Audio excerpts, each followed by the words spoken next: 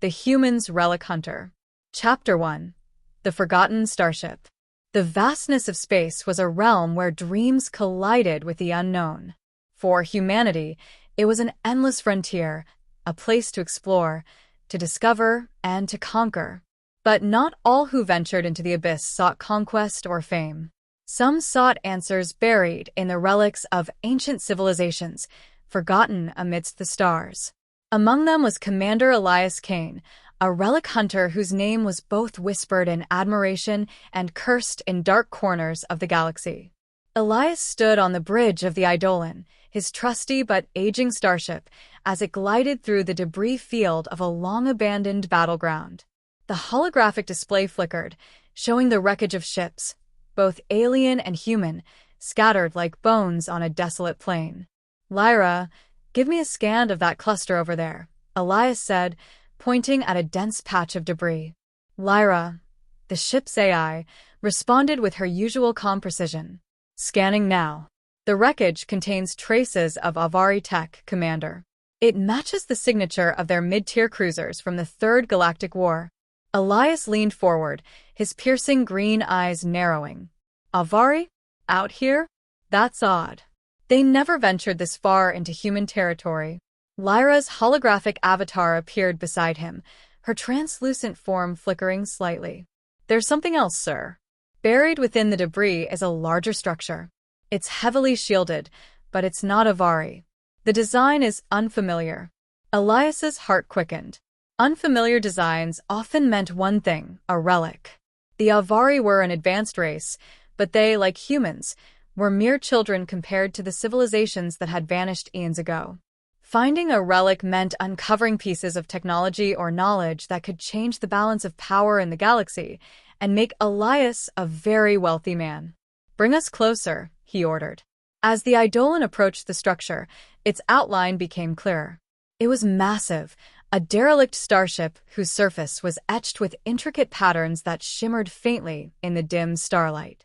The ship's hull was riddled with holes, evidence of a battle that had taken place millennia ago. "Lyra, any signs of life?" Elias asked. "None. But the ship's power core is active, though barely. It's emitting a low-frequency signal, almost like a beacon." Elias frowned. A beacon could mean many things: a call for help, a warning, or a trap. But curiosity had always been his greatest strength and his greatest weakness. "Prepare the docking clamps," he said. "I'm going in." The airlock hissed as Elias stepped into the derelict ship, his boots echoing on the metal floor.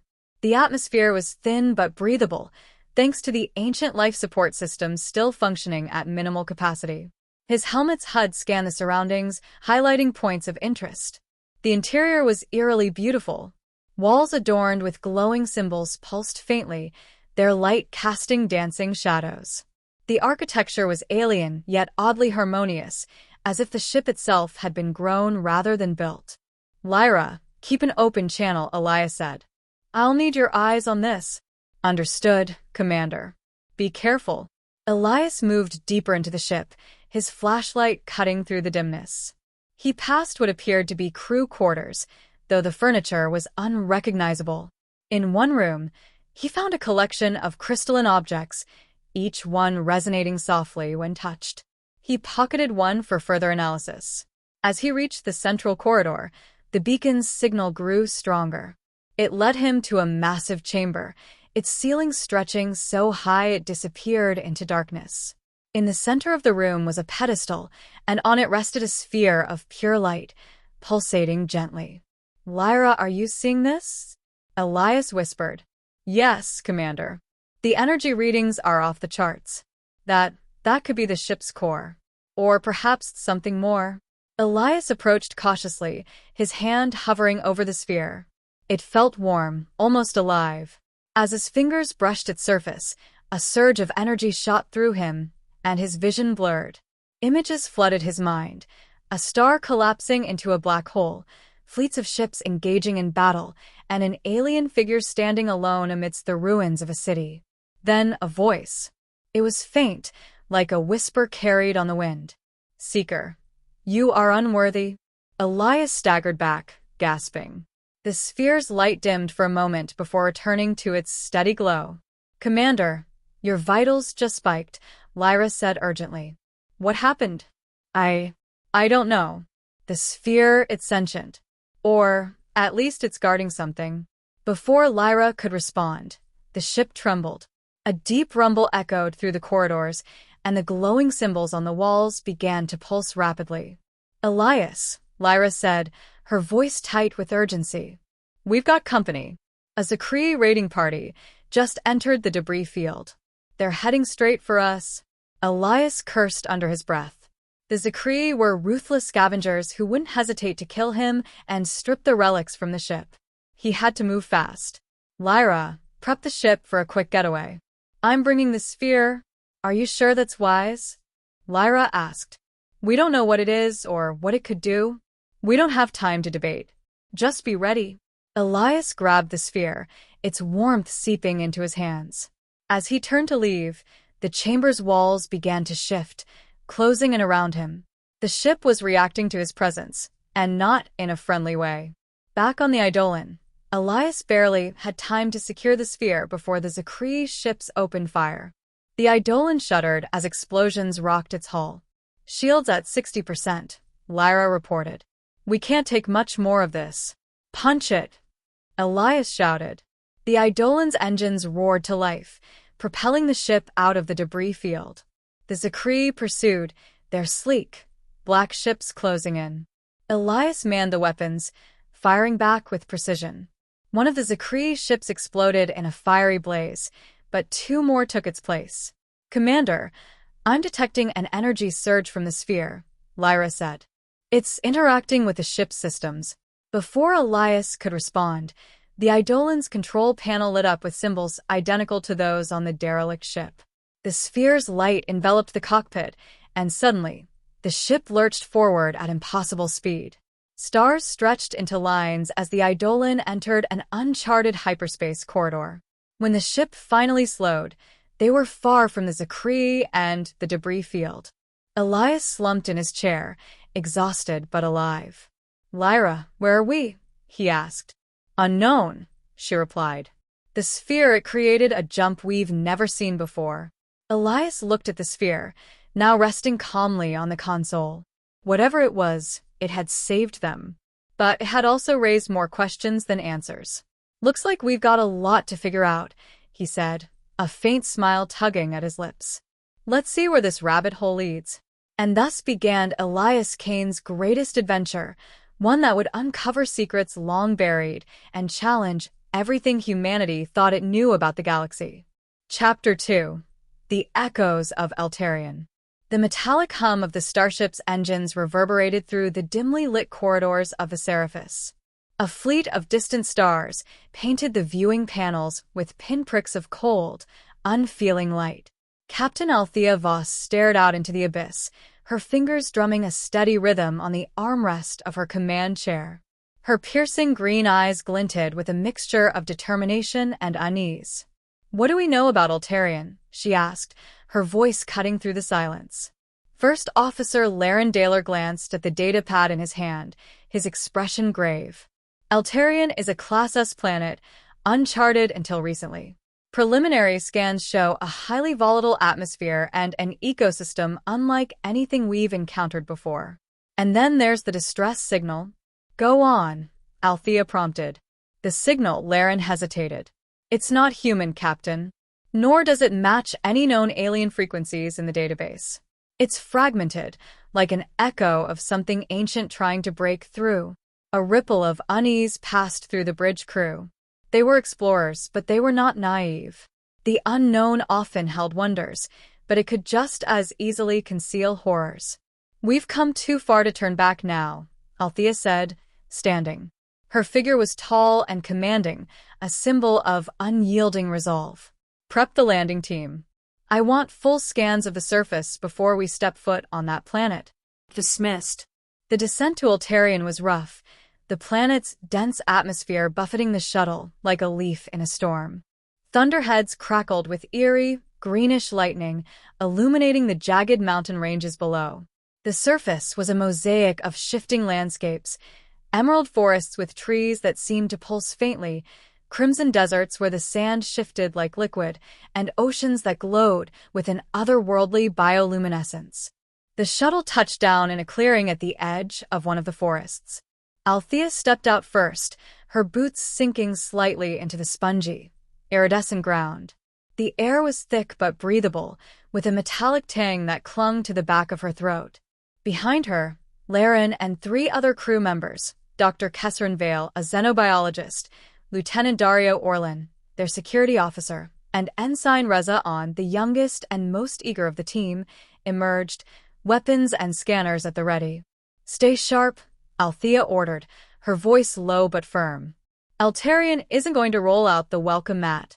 The team moved cautiously through the forest, where the trees, if they could be called that, seemed alive in ways beyond mere biology. Their bark shimmered and shifted like liquid crystal, and their leaves emitted soft chimes when touched. Dr. Vale's scanner beeped incessantly, overwhelmed by the sheer density of anomalous readings. "This ecosystem doesn't just exist," she muttered. "It's reactive. Adaptive. Meanings?" Dario asked, his hand resting on the hilt of his pulse rifle. "Meaning it's watching us," Vale replied grimly. As if in response, the forest suddenly fell silent. No more chimes. No rustling of crystalline leaves. Even the wind seemed to hold its breath. "Captain," Laren said, his voice tight. "We've got movement." 10 o'clock. Althea turned, her weapon at the ready. Shapes were emerging from the trees, tall, spindly figures with elongated limbs and featureless faces. Their bodies were composed of the same shimmering material as the forest, as though they had been sculpted directly from the environment. "Hold your fire," Althea commanded. "Let's see what they do." The figures did not approach. Instead, they began to emit a low, resonant hum. The sound was both beautiful and unnerving, like a choir of voices singing in a language that defied comprehension. The hum resonated in the air, in the ground, and in the very bones of the crew. Althea felt a sharp pang in her skull, a warning her instincts screamed for her to heed. "Laren, what's happening?" "I don't know," he replied, clutching his head. It's in my mind, Captain. It's trying to communicate." Before Althea could respond, one of the figures stepped forward, raising a hand, or what passed for one. A thin tendril of light extended from its palm, weaving its way toward Althea. She stood her ground, though every fiber of her being screamed at her to run. When the tendril touched her forehead, the world dissolved.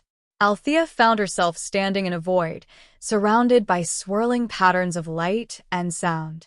A voice spoke, not in words but in emotions and images, filling her mind with fragments of a story. The Eltarian were ancient, older than humanity could comprehend. They were not a species but a collective consciousness, bound to the planet itself. They had thrived for millennia, their existence a symbiotic dance with their environment.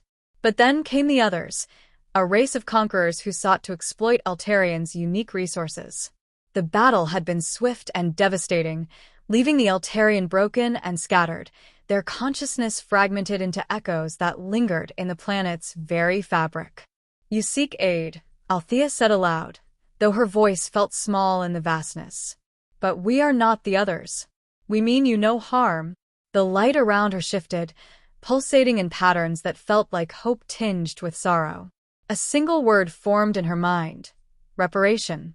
When Althea awoke, she was lying on the forest floor, the faces of her crew hovering above her. "Captains?" Laren's voice was urgent. "What happened? You were out for almost 10 minutes. She struggled to sit up, her mind reeling. "They told me their story. They want our help." The distress signal wasn't a trap. It was a plea. "Help with what?" Vale asked, her brow furrowed. Althea hesitated, the weight of the Eltarians' desperation pressing heavily on her. "Reparation. They want to restore what was lost." "And how do we do that?" Dario demanded. "We're explorers, not saviors." Before Althea could answer, the ground beneath them began to tremble. The shimmering figures dissolved into the trees, their forms melting back into the crystalline bark. A deep, guttural roar echoed through the forest, sending flocks of glowing creatures scattering into the air. "What now?" Reza asked, his voice trembling. Althea rose to her feet, her gaze fixed on the horizon where a dark, undulating shape was emerging.